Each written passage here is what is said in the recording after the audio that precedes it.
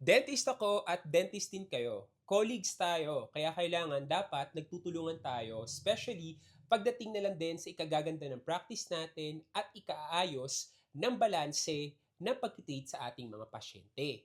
Pero recently po, may video na kung saan may grupo ng dentista na mayroong podcast na pinag-uusapan nila is itong mga dental clinic na walang X-ray machine at hindi makapag-perform ng dental radiograph sa isang pasyente na ang concern is root canal treatment. Okay, ito po ay personal take ko sa issue na to para lang din po mabigyan kayo ng liwanag when it comes to this concern.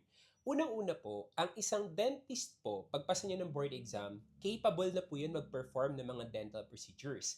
Gaya na lamang ng root canal treatment, pasta, bunot, cleaning, or yung mga minor to major surgery, depende na lamang po sa skill ng dentist. Yung iba naman pong dentista, nag-aaral pa para maging dalubhasa pa for a certain procedure at mas mabigyan pa ng proper treatment at ng mas maayos na treatment ang kani-kanilang mga pasyente.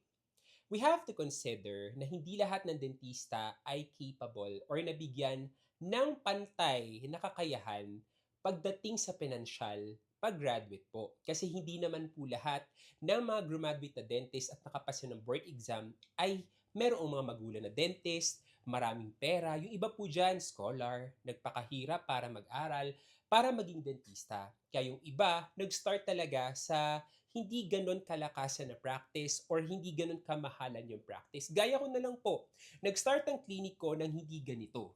Wala po akong magandang mga design sa clinic, wala rin po akong X-ray machine sa clinic, at wala din po akong mga magagandang dental chair. Hindi po ganon kaganda yung practice ko nung nagsimula ako. Pero, as much as possible, binibigay ko po ang aking 100% para po makapag-perform ako ng maayos sa aking mga pasyente. Minsan nga po, naalala ko pa, nung nagbunot ako ng ngipin, is nahirapan akong tanggalin yung ngipin at ni-refer ko pa siya sa clinic na walang x-ray. Una kong naisip is natakot ako na baka i-judge ako ng dentist na nireferan ko. Or baka naman yung patient hindi na bumalik sa akin. Pero after noon, bumalik si patient at sabi niya sa akin, Dok, okay ng x-ray. Tinanong ko siya, anong sabi sa'yo ng dental clinic na pinuntahan mo? Sabi daw sa kanya, bumalik ka sa dentist mo. Siya nang bahala mag-explain sa'yo kung anong gagawin at dapat gawin sa case mo. Ang tawag po doon ay respeto.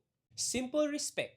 Irespeto mo ang kapwa mo dentista kasi tayo-tayo lang naman din ang magtutulungan pagdating sa dulo. Remember, hindi nakakababa ng pagkatao ang pagrespeto sa ating kapwa. Especially sa mga dentista na colleagues natin. Kaya nga marami mga patients na takot magpunta sa dentista kasi nga may mga dentista or karamihan, pero hindi ko naman nila lahat, na mayroong ganong klase ng pananaw at pananalita, kaya yung iba, iniisip nila, naku, baka pag-usapan lang kami, or baka siraan lang din kami, or baka i-chismis lang din kami.